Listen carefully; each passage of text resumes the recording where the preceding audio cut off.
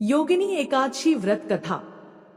हिंदू धर्म में आषाढ़ मास के कृष्ण पक्ष की एकादशी को योगिनी एकादशी के नाम से जाना जाता है। मान्यता है कि योगिनी एकादशी का व्रत रखने वाले लोगों को सभी पापों से मुक्ति मिल जाती है। इसके साथ ही वह इस लोक के सुख भोगते हुए स्वर्ग की प्राप्ति करते हैं। पौराणिक मान्यताओं के अनुसार योगिनी एकादशी का व्रत करने से 88,000 ब्राह्मणों को भोजन कराने का पुण्य फल प्राप्त होता है। इस दिन व्रती लोगों को भगवान विष्णु की पूजा करके व्रत का पाठ जरूर करना चाहिए। जो लोग पाठ नहीं कर सकते हैं उन्हें एकादशी कथा अवश्य सुननी चाहिए। योगिनी एकादशी व्रत कथा। धर्मराज युधिष्ठिर भगवान श्री कृष्ण से कहने लगे कि भगवान, मैंने ज्येष्ठ शुक्ल एकादशी के व्रत का महात्म्य सुना। अब कृपया आषाढ़ महीने के कृष्ण पक्ष की एकादशी की कथा सुनाइए। इसका नाम क्या है और इसका महात्म्य क्या है, यह भी बताइए। भगवान श्री कृष्ण ने उत्तर में राजा को संबोधित करते हुए कहा, हे राजन, आषाढ़ मास के कृष्ण पक्ष में आने वाली एकादशी का नाम योगिनी है। इस दिन व्रत करने से सभी पाप नष्ट हो जाते हैं और इस लोक में सुख की प्राप्ति होती है, साथ ही परलोक में मोक्ष की प्राप्ति होती है। हे राज राजेश्वर, यह एकादशी तीनों लोकों में प्रसिद्ध है और इस व्रत को करने मात्र से समस्त पाप नष्ट हो जाते हैं। मैं तुमसे पुराणों में वर्णन की हुई कथा कहता हूँ, ध्यानपूर्वक सुनिए। स्वर्गधाम की अलकापुरी नगर में यक्षों के शासक और शिव के भक्त राजा कुबेर का शासन था। कुबेर के सेवकों में से एक हेमाली देवता की पूजा के लिए मानसरोवर से फूल लाया करता था। हेमाली का विवाह विशालाक्षी नाम की एक खूबसूरत महिला से हुआ था। एक दिन वह मानसरोवर से पुष्प लेने आया। फूल इकट्ठा करने के बाद कामासक्त होने के कारण वह अपनी स्त्री से हास्य विनोद तथा रमण करने लगा और अपनी पत्नी के साथ भोग विलास में लिप्त हो गया। इधर राजा उसकी दोपहर तक राह देखता रहा। जैसे जैसे कुबेर की पूजा का समय नजदीक आता गया, उनका क्रोध बढ़ने लगा। तब क्रोधित होते हुए राजा ने अपने सेवकों को आदेश दिया कि वे पता लगाएं कि हेमाली अभी तक फूल क्यों नहीं लाया है। स्थिति का पता चलने पर सेवक कुबेर के पास वापस आए और उन्हें बताया कि हे राजन, हेमाली अपनी पत्नी के साथ भोग विलास में मग्न है। इस खबर से क्रोधित होकर कुबेर ने हेमाली को बुलाया। भय से कांपता हुआ हेमाली कुबेर के सामने आया। उसको उपस्थित देखकर कुबेर क्रोध से भर गया और उसके होंठ कांपने लगे। उसने हेमाली को डांटते हुए कहा, हे पापी और नीच दुष्ट, तूने देवताओं के स्वामी मेरे सबसे पूज्य देवता भगवान शिव का अनादर किया है। मैं तुझे शाप देता हूँ कि तू अपनी पत्नी का वियोग सहेगा और मृत्युलोक में पहुंचकर कोढ़ी बन जाएगा। इस प्रकार कुबेर द्वारा शापित होकर हेमाली पृथ्वी पर गिर पड़ा और कोढ़ी बन गया। मृत्युलोक में आकर हेमाली ने महान दुख भोगे। भयानक जंगल में जाकर बिना अन्न और जल के भटकता रहा। रात्रि को निद्रा भी नहीं आती थी, परंतु शिवजी की पूजा के प्रभाव से उसको पिछले जन्म की स्मृति का ज्ञान अवश्य रहा। घूमते घूमते एक दिन वह मार्कंडेय ऋषि के आश्रम में पहुंच गया, जो ब्रह्मा जी से भी अधिक वृद्ध थे और जिनका आश्रम ब्रह्मा की सभा के समान लगता था। हेमाली वहां जाकर उनके पैरों में गिर पड़ा। हेमाली की दयनीय स्थिति देखकर मार्कंडेय ऋषि बोले, तुमने ऐसा कौन सा पाप किया है जिसके प्रभाव से तुम्हारी यह हालत हो गई है। तब हाथ जोड़कर हेमाली ने कहा, हे मुनि, मैं राजा कुबेर का हेमाली नाम का निजी सेवक था।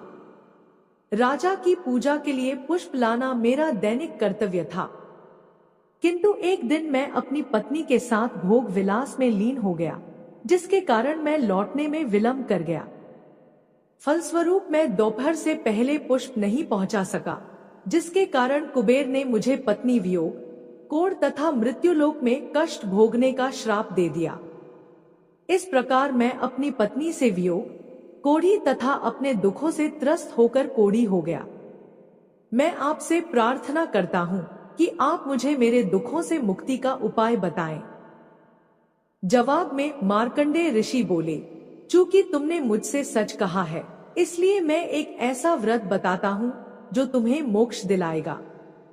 यदि तुम आषाढ़ मास के कृष्ण पक्ष में पड़ने वाली योगिनी नाम की एकादशी का व्रत श्रद्धा पूर्वक करोगे तो तुम्हारे सभी पाप नष्ट हो जाएंगे और तुम स्वस्थ हो जाओगे। मार्कंडेय ऋषि के ये ज्ञानपूर्ण वचन सुनकर हेमाली बहुत प्रसन्न हुआ और उसने तुरंत योगिनी एकादशी का व्रत करना शुरू कर दिया। इस व्रत के फलस्वरूप वह पुनः अपने पूर्व स्वरूप में आ गया और अपनी पत्नी के साथ सुखपूर्वक रहने लगा।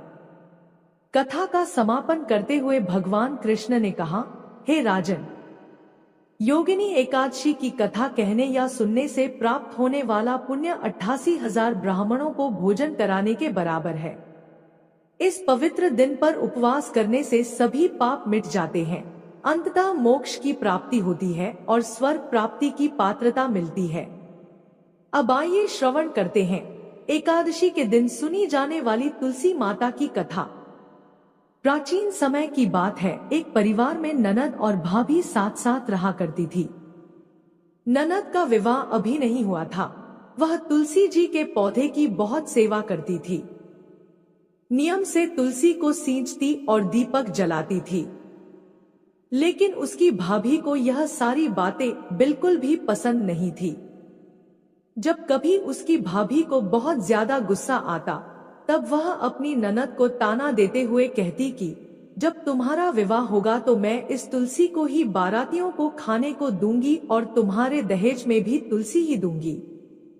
तुम जब देखो तुलसी की ही सेवा करती रहती हो। कुछ समय बीत जाने पर ननद का विवाह तय हो गया। विवाह के दिन भाभी ने अपने कहे अनुसार बारातियों के सामने तुलसी का वह गमला फोड़ दिया जिसकी सेवा उसकी ननद किया करती थी और तुलसी के पत्ते खाने के लिए कहा। तुलसी जी की कृपा से वह फूटा हुआ गमला कई सारे स्वादिष्ट पकवानों में बदल गया। भाभी ने गहनों के नाम पर तुलसी की मंजरी से बने हुए गहने अपनी ननद को पहना दिए। देखते ही देखते तुलसी जी की मंजरी से बने वह गहने भी सुंदर सोने जवाहरात में बदल गए। इतना ही नहीं, भाभी ने मारे क्रोध के वस्त्रों के स्थान पर तुलसी का जनेऊ रख दिया और वह भी रेशमी और सुंदर वस्त्रों में बदल गया। अब जब ननद अपनी ससुराल में पहुंची तो ससुराल में तो उसके दहेज की बहुत प्रशंसा हुई। यह बात भाभी के कानों तक भी पहुंची। उसे बहुत आश्चर्य हुआ। उसने सोचा कि उसने तो ननद के गहने, कपड़े और जनेव तक तुलसी जी के ही रखे थे, तुलसी की मंजरी रखी थी। यह सब जानकर भाभी को बहुत आश्चर्य हुआ। अब उसे तुलसी की पूजा का महत्व समझ में आ गया। उस भाभी की भी एक लड़की थी। वह तब अपनी बेटी से कहने लगी कि बेटी, तुम भी तुलसी की सेवा किया करो, तुम्हें भी तुम्हारी बुआ की तरह फल मिलेगा। वह जबरदस्ती अपनी बेटी से तुलसी की सेवा करने को कहा करती, लेकिन लड़की का मन तो तुलसी की सेवा में लगता ही नहीं था। धीरे धीरे समय बीता। भाभी की लड़की बड़ी हो गई। अब उसके विवाह का समय आ गया। तब भाभी सोचने लगी कि जैसा व्यवहार मैंने अपनी ननद के साथ किया था वैसे ही अब मैं अपनी बेटी के साथ भी करूंगी, तो यह भी गहनों से लद जाएगी और बारातियों को भी खाने में तरह तरह के पकवान मिलेंगे और ससुराल में भी इसे बहुत मान सम्मान मिलेगा। यही सोचकर भाभी बारातियों के सामने तुलसी का गमला फोड़ देती है, लेकिन इस बार गमले की मिट्टी मिट्टी ही रहती है। मंजरी और पत्ते भी अपने ही रूप में रहते हैं। जनेव ने भी अपना रूप नहीं बदला और जब भाभी ने सभी बारातियों को खाने में तुलसी के पत्ते दिए तो यह देखकर सभी लोग और बाराती भी भाभी की बुराई करने लगे। भाभी ने लालच में आकर अपनी बेटी के दहेज में भी तुलसी के पत्ते और मंजरी आदि रख दिए थे। जब बेटी अपने ससुराल पहुंची तो वहां पर भी उसकी बुराई ही हुई। भाभी गुस्से के मारे कभी भी अपनी ननद को नहीं बुलाती थी। एक दिन भाई ने सोचा कि मेरी पत्नी तो मेरी बहन को बुलाती नहीं है, क्यों ना मैं ही अपनी बहन से मिलकर आऊं।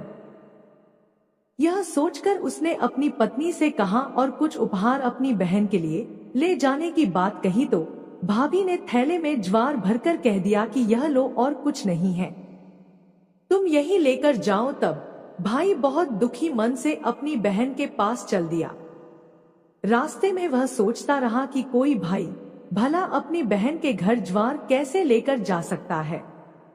यही सोचकर वह एक गौशाला के पास रुक गया और ज्वार का वह थैला उसने एक गाय के सामने पलट दिया। तभी एक ग्वाले ने यह सब देख लिया। तब ग्वाले ने आकर भाई से कहा कि अरे, आप गाय के सामने यह हीरे मोती और सोना क्यों डाल रहे हो? इसे तो घास डालनी होती है। तब भाई ने मुड़कर देखा तो वह हैरान रह गया। फिर भाई ने ग्वाले को सारी बात बताई और धन लेकर खुशी खुशी अपनी बहन के घर चल दिया। दोनों भाई बहन एक दूसरे को देखकर बहुत प्रसन्न हो गए। तब बहन ने तुलसी माता से सच्चे मन से प्रार्थना की कि उसकी भाभी को सद्बुद्धि प्राप्त हो जाए और तुलसी माता की कृपा से उनके घर में सुख समृद्धि और धन के भंडार भर जाएं। तब कुछ दिनों के बाद देखते ही देखते भाभी का मन बदल गया और वह अपनी ननद को बहुत मान सम्मान देने लगी और अब वह भी सच्चे मन से तुलसी जी की सेवा करने लगी। तुलसी माता की कृपा से उनके घर में सुख समृद्धि के भंडार भर गए। उनके घर में अब कलह क्लेश नहीं होता था और सभी सुख से रहने लगे। प्रेम से बोलिए तुलसी माता की जय। अब आइए सुनते हैं समस्त पापों का नाश करने वाली एकादशी की कथा। इस कथा को सुनने से ही एकादशी का व्रत पूर्ण माना जाता है। एक बूढ़ी माँ ने एक बार एकादशी का व्रत रखा। बहुत ही भाव भक्ति से पूजा अर्चना की। उन्हें वृद्धावस्था में क्या बाधा थी, वे तो अपने पुत्र पौत्रों की सुख सुविधा के लिए व्रत रखने लगी थी। वे दिन भर तो कठोर मन करके अपनी प्यास को रोके रही। दिन में पूजा पाठ किया, कथा सुनी और पंडित जी को मिट्टी के पात्र में भरकर पानी और ऋतु फल दान में दिए। दोना भर भर के भूरा शक्कर वितरण किया। उन्हें गर्मी के कारण बहुत बेचैनी हो रही थी। इस कारण से बड़ी देर तक पानी में पड़ी रही और पानी का ही कुल्ला करती रही और मुंह धोती रही। तब कहीं थोड़ा बहुत धैर्य बंध पाया। धूप तो तेज पड़ ही रही थी, इस कारण बार बार मुंह सूख रहा था। बूढ़ी माँ बहुत बेचैन हो रही थी। एक तो बुढ़ापा और दूसरे यह भयंकर गर्मी। वृद्धावस्था की स्थिति तो कुछ दूसरी ही प्रकार की होती है। जैसे जैसे रो धोकर के दिन कट पाया। अब पहाड़ सी रात सामने थी, उसका कटना बड़ा ही कठिन दिखाई दे रहा था। खटिया पर पड़े पड़े शांति नहीं मिल रही थी। वे बार बार करवट बदल रही थी। अनेक बार वे बाहर जाती और भीतर आती, उन्हें घर के अंदर शांति नहीं थी। वे पड़ी पड़ी एकादशी माता का स्मरण करती रही।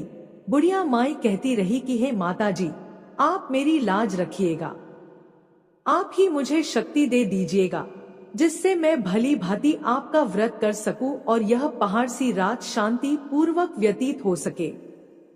प्यास के कारण बूढ़ी माँ की बेचैनी तो बढ़ ही रही थी।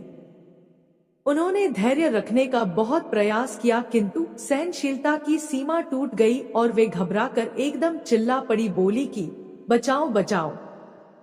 अम्मा का चिल्लाना सुनकर परिवार भर के नर नारी, बच्चे और पड़ोसी एकत्रित होकर बूढ़ी अम्मा की खटिया के समीप पहुंच गए। सबने पूछा कि अम्मा जी, आपको क्या हुआ? आप क्यों चिल्ला रही हैं? आप इस वृद्धावस्था में यह कठिन व्रत क्यों कर रही हैं? अम्मा जी, शक्ति से ही भक्ति होती है। थोड़ी ही देर में वे फिर से बोली कि अरे, हमारे तो प्राण ही निकले जा रहे हैं, मेरी छाती पर ठंडे पानी का घड़ा रख दीजिए। नातियों ने दादी की छाती पर ठंडे पानी का पात्र रख दिया। तब कहीं जाकर उन्हें थोड़ा बहुत आराम मिला और थोड़ी देर के लिए उन्होंने अपनी आंखें बंद कर ली।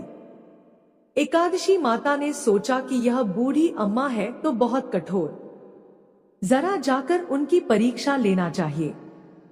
वे आधी रात को मुर्गा बनकर टेर लगाने लगी। मुर्गा की आवाज सुनकर बूढ़ी माँ जल्दी से उठी और बाहर जाकर आसमान की ओर देखा, किंतु आसमान में कहीं उन्हें प्रातकालीन तारा दिखाई नहीं दिया। वे सोचने लगी कि यह मुर्गा क्यों और कैसे बोल गया। उन्हें प्यास तो लग ही रही थी, थोड़ा बहुत उनका मन भी विचलित होने लगा था, किंतु अंत में उन्होंने दृढ़ निश्चय किया कि मैं अब व्रत को पूर्ण करके ही छोड़ूंगी, चाहे भले ही मेरे प्राण निकल जाएं।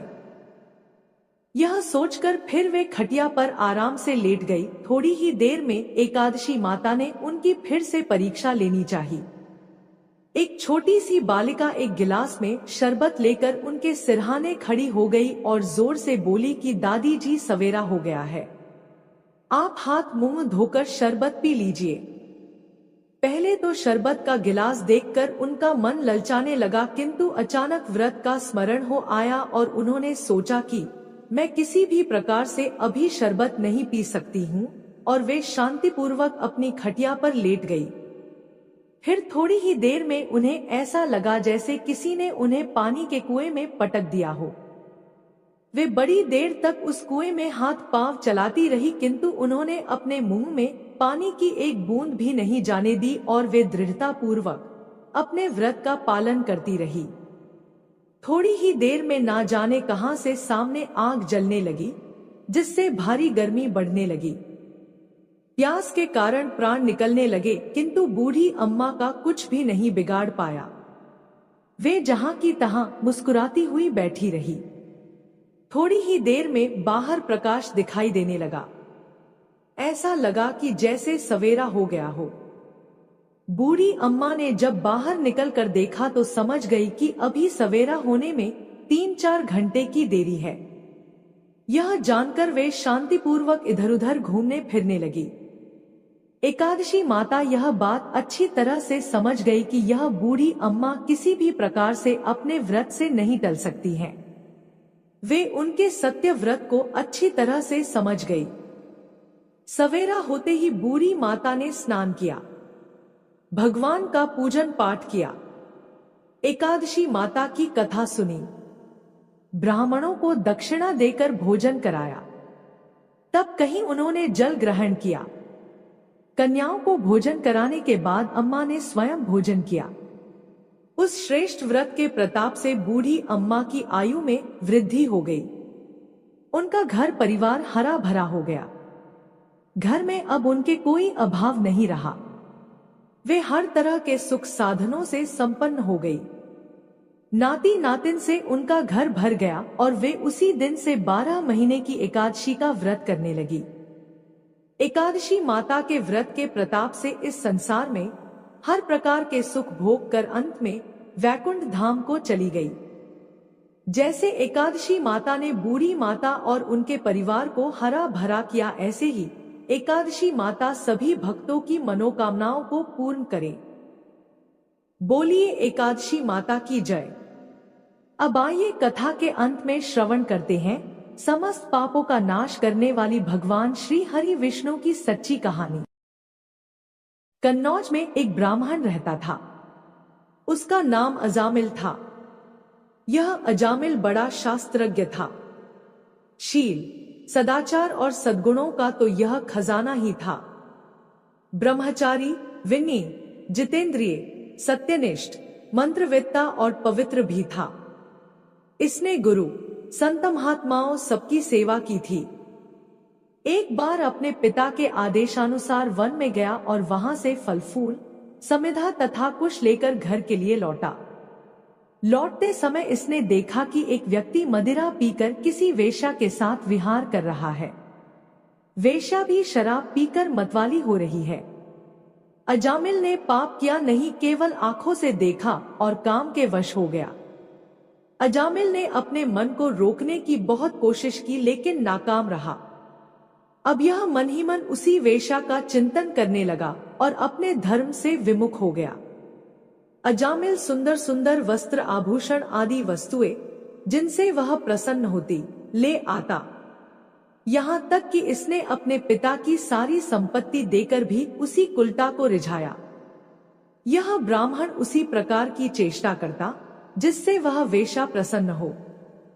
इस वेश्या के चक्कर में इसने अपने कुलीन, नवयुवती और विवाहिता पत्नी तक का परित्याग कर दिया और उस वेश्या के साथ रहने लगा। इसने बहुत दिनों तक वेश्या के मलसमान अपवित्र अन्न से अपना जीवन व्यतीत किया और अपना सारा जीवन ही पापमय कर लिया। यह कुबुद्धि न्याय से, अन्याय से, जैसे भी जहाँ कहीं भी धन मिलता वहीं से उठा लाता और उस वेश्या के बड़े कुटुंब का पालन करने में ही यह व्यस्त रहता। चोरी से, जुए से और धोखाधड़ी से अपने परिवार का पेट पालता था। एक बार कुछ संत इसके गांव में आए। गांव के बाहर संतों ने कुछ लोगों से पूछा कि भैया, किसी ब्राह्मण का घर बताइए, हमें वहां पर रात गुजारनी है। इन लोगों ने संतों के साथ मजाक किया और कहा, संतों, हमारे गांव में तो एक ही श्रेष्ठ ब्राह्मण है जिसका नाम है अजामिल, और इतना बड़ा भगवान का भक्त है कि गांव के अंदर नहीं रहता, गांव के बाहर ही रहता है। अब संत जन अजामिल के घर पहुंचे और दरवाजा खटखटाया। भक्त अजामिल, दरवाजा खोलो। जैसे ही अजामिल ने आज दरवाजा खोला तो संतों के दर्शन करते ही मानो आज अपने पुराने अच्छे कर्म उसे याद आ गए। संतों ने कहा कि भैया, रात बहुत हो गई है, आप हमारे लिए भोजन और सोने का प्रबंध कीजिए।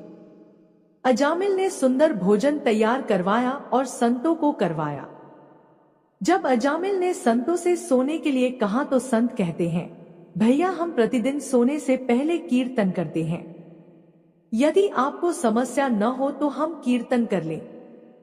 अजामिल ने कहा, आप ही का घर है महाराज, जो दिल में आए सो करो। संतों ने सुंदर कीर्तन प्रारंभ किया और उस कीर्तन में अजामिल बैठा। सारी रात कीर्तन चला और अजामिल की आंखों से खूब आंसू गिरे, मानो आज आंखों से आंसू नहीं पाप धुल गए हैं। सारी रात भगवान का नाम लिया। जब सुबह हुई संत जन चलने लगे तो अजामिल ने कहा, महात्माओं, मुझे क्षमा कर दीजिए, मैं कोई भक्त वक्त नहीं हूं, मैं तो एक महापापी हूं। मैं वेश्या के साथ रहता हूं और मुझे गांव से बाहर निकाल दिया गया है। केवल आपकी सेवा के लिए मैंने आपको भोजन करवाया, नहीं तो मुझसे बड़ा पापी कोई नहीं है। संतों ने कहा, अरे अजामिल, तूने ये बात हमें कल क्यों नहीं बताई? हम तेरे घर में रुकते ही नहीं। अब तूने हमें आश्रय दिया है तो चिंता मत कर। ये बता, तेरे घर में कितने बालक हैं? अजामिल ने बता दिया कि महाराज 9 बच्चे हैं और अभी ये गर्भवती है। संतों ने कहा कि इस बार जो तेरे संतान होंगी वो तेरे पुत्र होगा और तू उसका नाम नारायण रखना। जा, तेरा कल्याण हो जाएगा। संत जन आशीर्वाद देकर चले गए। समय बीता, उसके पुत्र हुआ, नाम रखा नारायण। अजामिल अपने पुत्र नारायण में बहुत आसक्त था। अजामिल ने अपना संपूर्ण हृदय अपने बच्चे नारायण को सौंप दिया था। हर समय अजामिल कहता था, नारायण भोजन कर लो, नारायण पानी पी लो, नारायण तुम्हारा खेलने का समय है, तुम खेल लो। हर समय नारायण नारायण करता था। इस तरह 88 वर्ष बीत गए। वह अतिशय मूढ़ हो गया था। उसे इस बात का पता ही न चला कि मृत्यु मेरे सिर पर आ पहुंची है। अब वह अपने पुत्र बालक नारायण के संबंध में ही सोचने विचारने लगा। इतने में ही अजामिल ने देखा कि उसे ले जाने के लिए यमराज के दूत आए हैं और वह नारायण नारायण पुकारने लगा। भगवान के पार्षदों ने देखा कि यह मरते समय हमारे स्वामी भगवान नारायण का नाम ले रहा है, उनके नाम का कीर्तन कर रहा है। अतः वे बड़े वेग से झटपट वहां आ पहुंचे। उस समय यमराज के दूत दासीप्ती अजामिल के शरीर में से उसके सूक्ष्म शरीर को खींच रहे थे। विष्णु दूतों ने बलपूर्वक रोक दिया। उनके रोकने पर यमराज के दूतों ने उनसे कहा, अरे धर्मराज की आज्ञा का निषेध करने वाले तुम लोग हो कौन? तुम किसके दूत हो?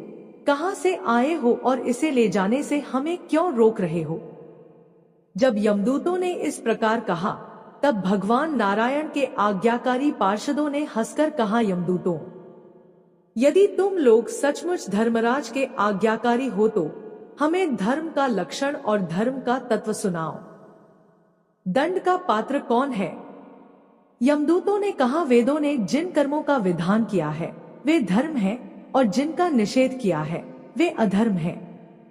वेद स्वयं भगवान के स्वरूप हैं। वे उनके स्वाभाविक श्वास प्रश्वास एवं स्वयं प्रकाश ज्ञान है, ऐसा हमने सुना है। पाप कर्म करने वाले सभी मनुष्य अपने अपने कर्मों के अनुसार दंडनीय होते हैं। भगवान श्री हरि विष्णु जी के पार्षदों ने कहा, यमदूतों, यह बड़े आश्चर्य और खेद की बात है कि धर्मज्ञों की सभा में अधर्म प्रवेश कर रहे हैं, क्योंकि वहां निरपराध और अदंडनीय व्यक्तियों को व्यर्थ ही दंड दिया जाता है।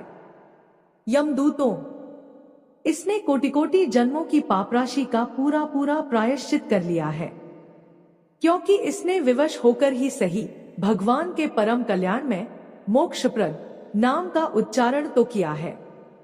जिस समय इसने नारायण इन 4 अक्षरों का उच्चारण किया, उसी समय केवल उतने से ही इस पापी के समस्त पापों का प्रायश्चित हो गया।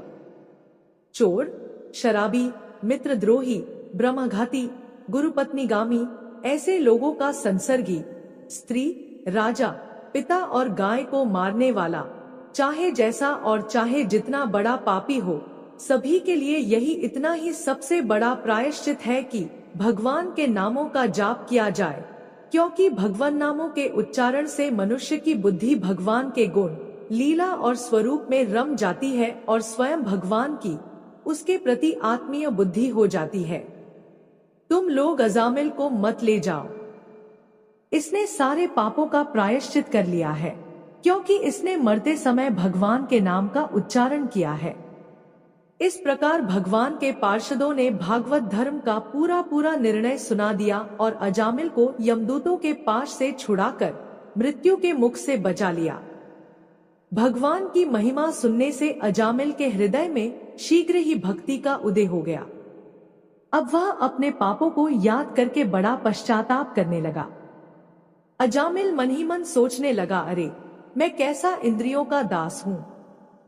मैंने एक दासी के गर्भ से पुत्र उत्पन्न करके अपना ब्राह्मणत्व नष्ट कर दिया। यह बड़े दुख की बात है। धिक्कार है, मुझे बार बार धिक्कार है। मैं संतों के द्वारा निंदित हूँ, पापात्मा हूँ। मैंने अपने कुल में कलंक का टीका लगा दिया। मेरे माँ बाप बूढ़े और तपस्वी थे, मैंने उनका भी परित्याग कर दिया। मैं कितना कृतघ्न हूं। मैं अब अवश्य ही अत्यंत भयावने नरक में गिरूंगा, जिसमें गिरकर धर्मघाती पापात्मा कामी पुरुष अनेकों प्रकार की यमयातना भोगते हैं। कहाँ तो मैं महाकपटी, पापी, निर्लज्ज और ब्रह्मतेज को नष्ट करने वाला, तथा कहाँ भगवान का वह परम मंगलमय नारायण नाम। सचमुच मैं तो कृतार्थ हो गया। अब मैं अपने मन, इंद्रिय और प्राणों को वश में करके ऐसा प्रयत्न करूंगा कि फिर अपने को घोर अंधकार में नरक में न डालूं। मैंने यमदूतों से डर के अपने पुत्र नारायण को पुकारा और भगवान के पार्षद प्रकट हो गए। यदि मैं वास्तव में नारायण को पुकारता तो क्या आज श्री नारायण मेरे सामने प्रकट नहीं हो जाते? अब अजामिल के चित्त में संसार के प्रति तीव्र वैराग्य हो गया। वे सबसे संबंध और मोह को छोड़कर हरिद्वार चले गए। उस देवस्थान में जाकर वे भगवान के मंदिर में आसन पर बैठ गए और उन्होंने योग मार्ग का आश्रय लेकर अपनी सारी इंद्रियों को अन्य विषयों से हटाकर मन भगवान श्री हरि विष्णु में लीन कर लिया और मन को बुद्धि में मिला दिया। इसके बाद आत्मचिंतन के द्वारा उन्होंने बुद्धि को विषयों से पृथक कर लिया तथा भगवान के धाम अनुभव स्वरूप परब्रह्म में जोड़ दिया। इस प्रकार जब अजामिल की बुद्धि त्रिगुणमयी प्रकृति से ऊपर उठकर भगवान के स्वरूप में स्थित हो गई, तब उन्होंने देखा कि उनके सामने वे ही चारों पार्षद जिन्हें उन्होंने पहले देखा था खड़े हैं। अजामिल ने सिर झुकाकर उन्हें नमस्कार किया। उनका दर्शन पाने के बाद उन्होंने उस तीर्थ स्थान में गंगा के तट पर अपना शरीर त्याग दिया और तत्काल भगवान के पार्षदों का स्वरूप प्राप्त कर दिया। अजामिल भगवान के पार्षदों के साथ स्वर्णमय विमान पर आरूढ़ होकर आकाश मार्ग से भगवान लक्ष्मीपति के निवास स्थान वैकुंठ को चले गए। जय श्री हरि विष्णु जी महाराज।